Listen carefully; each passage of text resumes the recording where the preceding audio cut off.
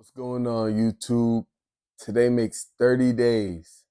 30 days I haven't smoked any runts, any weed, any za, any gelato, no loud, no pressure, no cannabis, no none of that. And I want to discuss my experience of sobering up with you guys. I want to talk about the things that make us addicts. I want to speak on the struggles of a person that deals with weed addiction. And I want to discuss some solutions to potentially overcome that. If you're a teenager, if you're a young adult, you might be in your late 20s, you might be in your early 30s, you might have struggled with this for a long time, as I have. You might be an adolescent, you might be 15 or 16, and someone is offering you a joint, they're offering you a blunt. I want this to be the video that you look at and you say, hey, I seen Slim Rick's video on YouTube and I don't need that. I'm going to say no to that. You feel me? Now, before I get into it, I want to start things off with a Bible verse. And it is Peter chapter 5, verse 8 rather. And it reads, be sober, be vigilant, because your adversary, the devil, as a roaring lion, walketh about, seeking whom he may devour. And the reason why that verse is important is because weed is something that's pushed onto us as something very light, very mild, very harmless, very legal.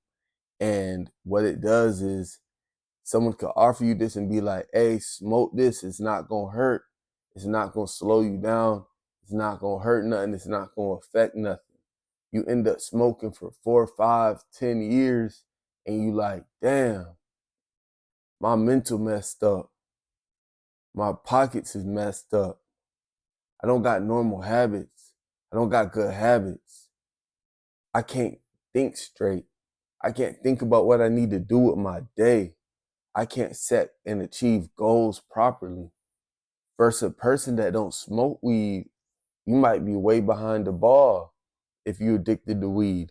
Because before you could get your day started, you need a $20 blunt, a $25 blunt with 2, 3 grams in it, stuffed. You feel me?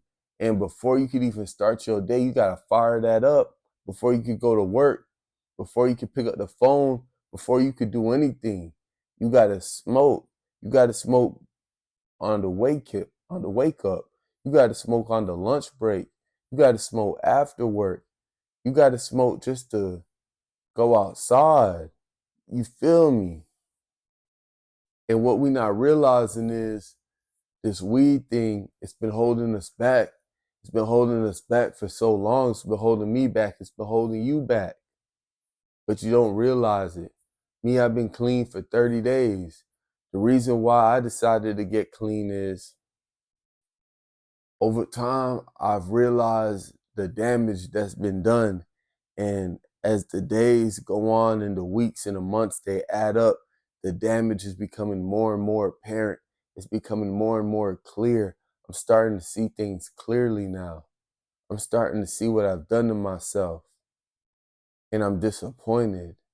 I could have did more. I could have used that money differently. I could have spent time in ways that mattered. I could have spent money in ways that mattered, but instead, I aimlessly sat down and smoked. I sat down and wasted my time. I developed into a person that I wasn't proud of.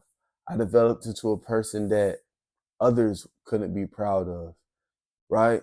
I've had shortcomings, as we all do, but these shortcomings are of my own fault. It's my fault, right? So 30 days no weed. As the days go on, things become more and more apparent to you. The reasons why you were smoking. And after 30 days, I can't think of a reason why I was smoking. You might be smoking because you feel like this relationship won't last if you don't continue to smoke and buy weed. You might be smoking because you feel like your friendships won't last You might be smoking because you feel like the self-image in your head is of a person that smokes. It's of an individual that smokes a lot of weed. And without that weed, what's your self-image going to be like? I want to help you discover a self-image that is not dependent on you being a weed smoker. I want to help you discover a self-image that is not dependent on you constantly having to have weed. I used to be the type of person where if I got 2 grams of weed left, I'm already nervous. I'm already panicking if I'm about to run out. I need to call bruh before I run out of weed, because if I actually do run out of weed, that's a reality. I'll put it this way, I would be more afraid of running out of weed than I'd be afraid of running out of money. And that's real. I'd be more afraid of running out of trees than I'd be afraid of running out of actual like cash type shit. You feel me? So over time, just the way my mind works, the way your mind works when it comes to setting goals and having discipline and putting one thing ahead of the other. You might wake up in the morning, brush your teeth, go to work, come home from work, go to the gym, real productive. A weed smoker got to wake up in the morning, smoke, then go to work, lunch break, got to smoke, come back to work, halfway as productive, you half as productive, you lose out on the productivity, come home, smoke, you smelling like gas, you smelling like smoke, your clothes stink, your hair stink, your breath stink, you coming around people, your eyes is red, your eyes is low, you're not noticing how you look, you're not noticing how you smell, you're not caring about your appearance, you're not caring about how people perceive you out here. You roll down the window, smoke coming all out the windows, but you don't give a damn because you happy, you comfortable, you vibing. That's how it is as a smoker. Your car stink, but to the person that just hopped in your car, you feel me? They never experienced no shit like that, but to you it's normal. That's what you're dealing with as a weed smoker. That's what you're going through. So to you, it's normal to smell like this. It's normal to present yourself like this. But to the outside world, your car smoked up, your crib smoked up. You feel me? And you just look crazy. We're going to talk more about the self-image in a little bit. When it comes to the way that you achieve and set goals, a normal person say, hey, I want to buy a new car. In order to buy a new car, I'm gonna have to save up $1,000, right?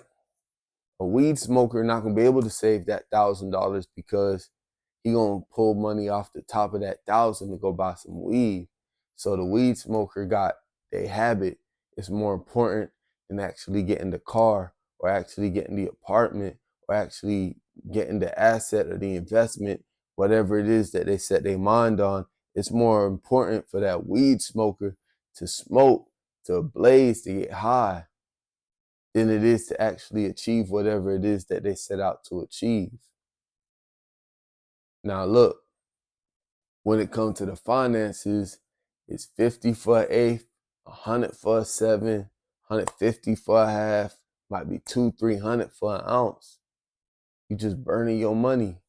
The more you smoke, the less high you get. You'll never be as high as the first time that you smoke. And you'll forever be chasing that. And it get to a point where this person, they smoke only 2 grams of weed a day. You got to smoke a whole eighth to feel anything, right?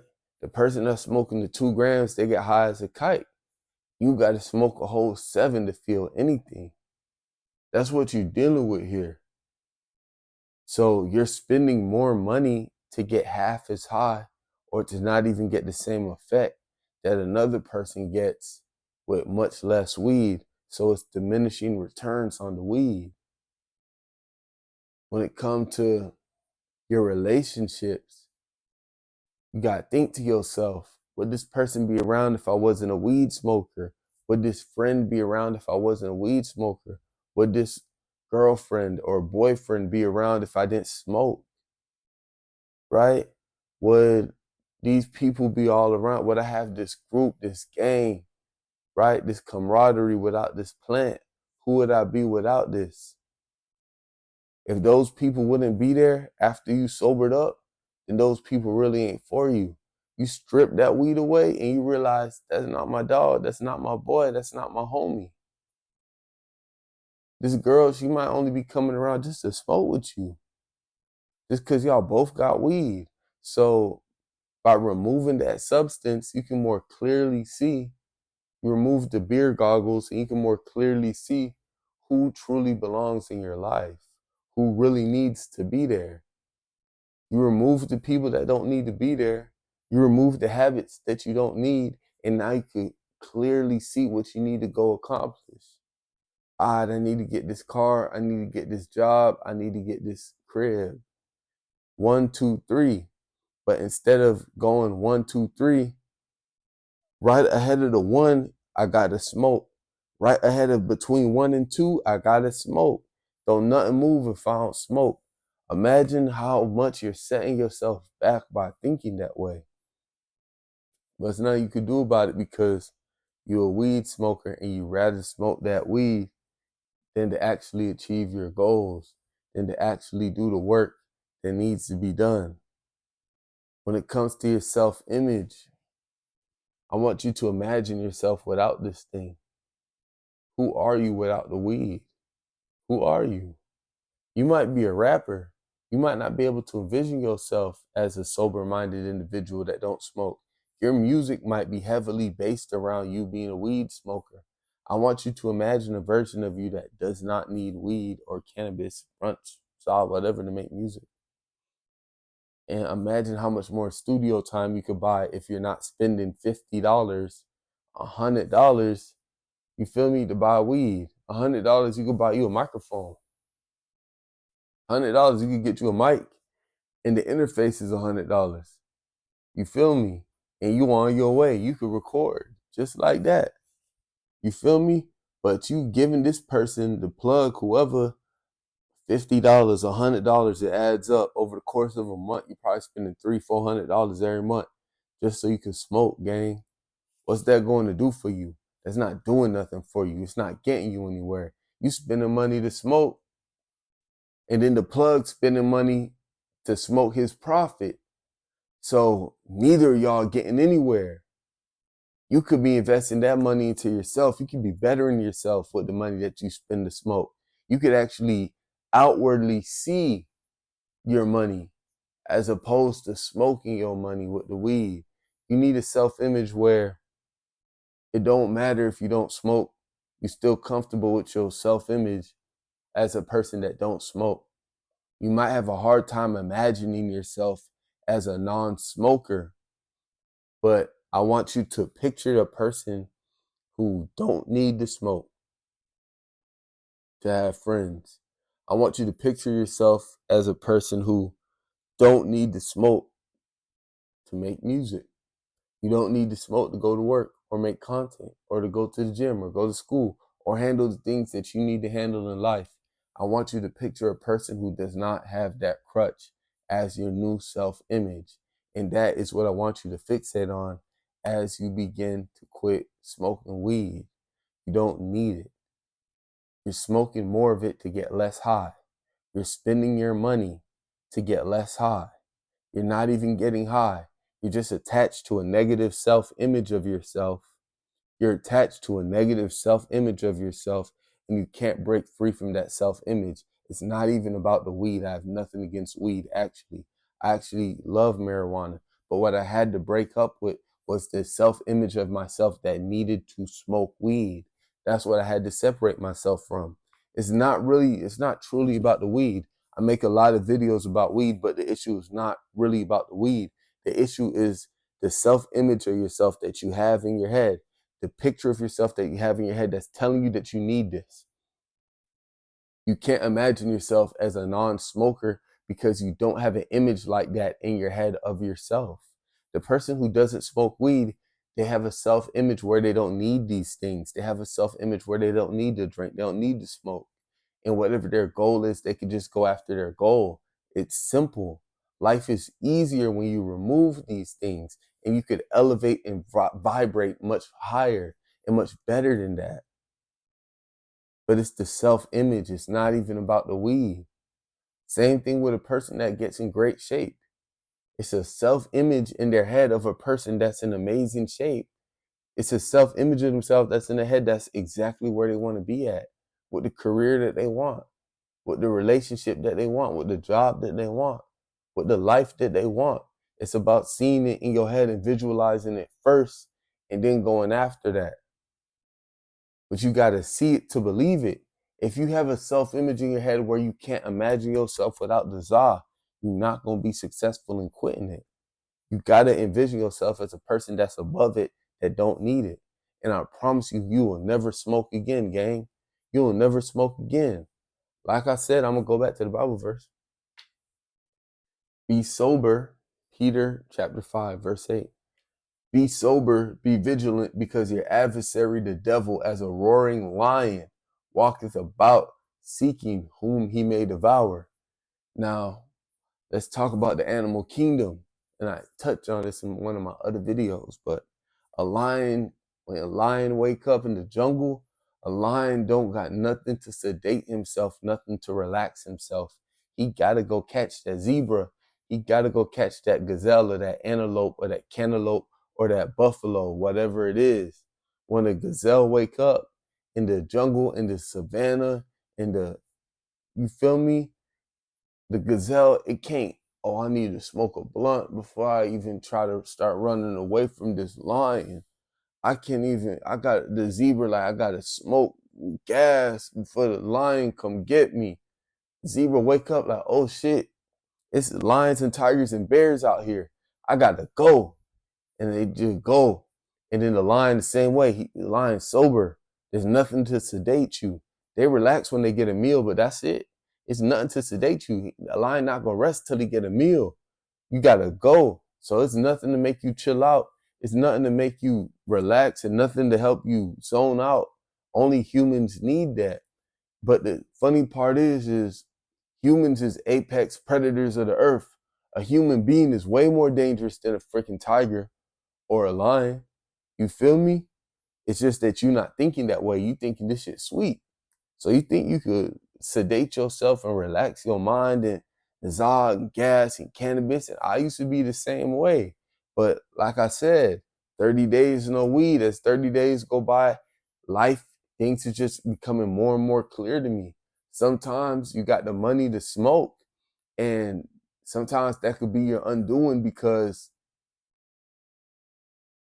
you're not seeing things. So it's just more time that you're spending blinded just because you can smoke more. Sometimes it's good to go broke and not be able to smoke no more. You feel me? Because now you can see everything that you squandered and everything that you messed up and everything that you got to get back right and everything that you got to fix. You're not seeing it. Sometimes you got to quit smoking so that you can see people for who they truly is. If you put down the weed, is that truly your homeboy? You put down the weed, is that truly shorty that you hanging out with?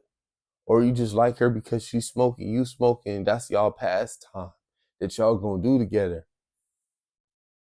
You put down the weed, you still gonna be making the same type of music that sound like you crashing out, or you gonna make something different?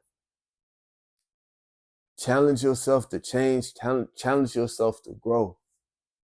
I know it sounds like I'm yapping, but be sober, be vigilant. Develop a self-image of your head of a person that don't need no crutches, that don't need no weed, that don't need no substances. Develop that self-image, because that self-image of you not needing nothing, that self-image of you that's more powerful than these substances. The person that you buying the weed from, they not doing nothing no better with the money that you giving them. They just middleman in the situation and they crashing out the same way. People that you smoke with, you owe it to them to try to improve so that they can try to improve. You owe it to yourself to try to improve. I'm trying to think what other gems I could like drop upon y'all. You feel me? Like what else I could tell you guys? The money, it's not worth it. 50, even 40 for an eighth. Even if you got an eighth for 35, it's not worth it. Candy is $2, $3. It's not worth it. Cause we need a root canal, it's thousands of dollars. So it don't matter the discount or the deal that you get on the weed. They gonna call you and be like, oh, it's a special deal on the gas. This pressure gonna put you to sleep. You really want to pay somebody to put you to sleep? You really want to pay somebody to slow you down and make sure that you never achieve nothing and make sure that you miss all your goals? You really want to pay somebody to make you less competitive and less competent in a competitive world, in a competitive atmosphere? I understand if you want a vacation, that's different. I went on vacation, I even smoked weed because you're supposed to build a life that you're not trying to escape from. And I know that for some people it's harder, and some people have traumas and things that they've experienced in life that are really painful and damaging, but I would implore you to find other ways to cope that don't involve you spending your money and your time and sacrificing your health and your lungs in order to feel better. When I realized that weed was really bad for my lungs is when I was using a glass bong to smoke, and I was able to see the tar build up inside the glass bong and just all the gunk. And I had to struggle so much to clean that glass bong and to get that gunk out of there. I even had to use a chemical cleaner. And I'm thinking, this is my lungs. My lungs are made out of organic tissue. Are my lungs really made to be inhaling this type of gunk and exhaling? Is my body made for that? You get one life, one body. Is your body made for that? You treating your body like a piece of glass. You treating your body like a piece of hardware so that you can get high. Think about that. Is your body truly made for that? These labels, you buy the grabber leaf for the backwood, it tells you straight up, like, this is a carcinogen. Is that really what you need to be doing? I noticed that my last video on quitting weed got like 200 views. Like, they throttling my shit down for some reason. Cause they don't want this shit to get out. It's a certain group of people in the world that they want you high. They want you like fucked up on dope and shit. They want you just zonked out, not thinking straight, not able to think for yourself. They want you to have that self-image where you need drugs, you need weed to cope, you need shit to like get through life. That's how they want you. And shit, long as I'm here, I'm gonna tell the truth, I'm gonna tell the real. I see what it is. They don't want you to sober up. They want you to be high as shit. They don't want you pulling up to the lot, leaving with what you want. They don't want you to go to the neighborhood that you want to stay in. And you feel me? And staying in the neighborhood that you want to stay in. They make this shit very competitive. They make this shit very difficult on us for a reason. I don't care who you is. Don't make this shit harder on yourself. I don't care who you is. Don't make this shit harder on yourself, gang. Eliminate. Sometimes it don't matter what you add to yourself. It might be a new chain, it might be a new watch, it might be clothes, it might be a car. It don't matter what you add to yourself. If you can't remove some of these bad habits, if you can't remove some of the things that's detracting from you and taking away from you, you're never going to elevate. You're never going to elevate if you can't eliminate. You need to eliminate and separate to elevate. You feel me? Now, is there anything else that I want to say before I get off this video? We done spoke on how weed make you smell, how it make you look. You got red, baggy eyes, you smell bad, the glass bong, your lungs, your health, your pockets. You spending 3, 4, 5, 6, 700 a month on weed. You can't be mad if you see somebody wearing clothes that you'd like to wear, designer clothes, designer shoes, fancy car. You can't be mad at that because you smoking your car note. You smoking your rent money. You smoking your college tuition. You feel me?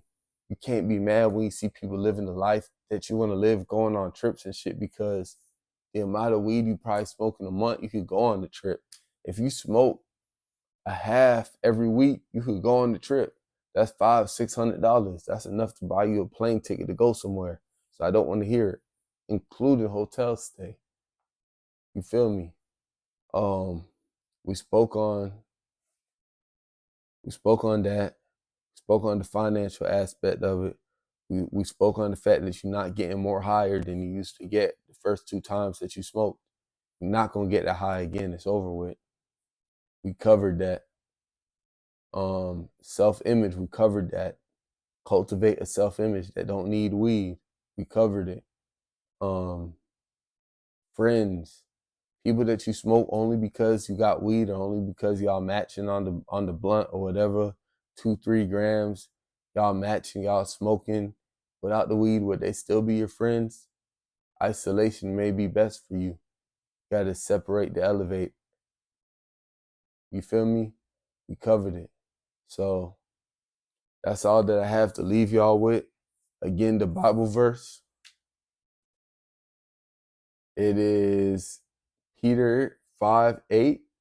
Be sober, be vigilant, because your adversary, the devil, as a roaring lion, walketh about, seeking whom he may desire, devour. Like I said, animal kingdom, lions, gazelles, zebras, antelope, they don't get up trying to escape life. They got to face life head on and deal with the reality of the situation as it is. It's no escape. You just got to get with it. And you got to get up to speed. You can't run away from things. A lion can't wake up smoking gas. So that's pretty much it, y'all. I covered it all. It's Slimmer 6. Like, comment, subscribe. I'm out.